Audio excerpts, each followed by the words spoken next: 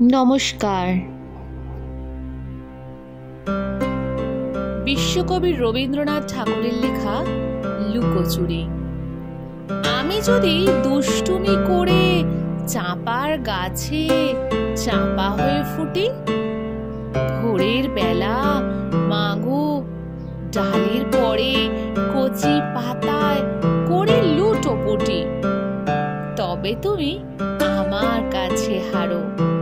তখন কি মা চিনতে আমায় পারো? তুমি ডাকো, খোকা কোথায় ওরে? আমি শুধু হাসি চুপটি করে। যখন তুমি থাকবে যে কাজ নিয়ে, সবই আমি দেখব নয়ন মেলে।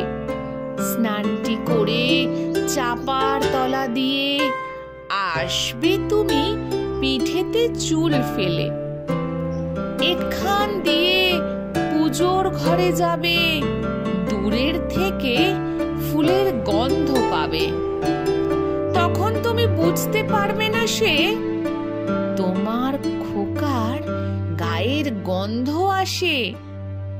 দুপুর বেলা মহাভারত হাতে বসবে তুমি সবার খাওয়া হলে।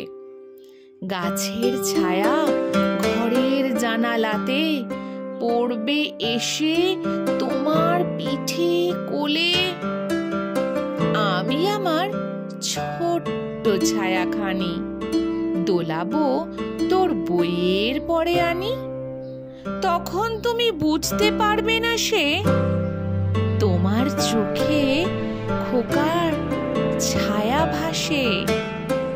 সন্ধে বেলায় প্রদীপ খানি জেলে যখন তুমি যাবে গোয়াল ঘরে, তখন আমি ফুলের খেলা খেলে টুক করে মা পড়ব ভুঁয়ে ঝরে।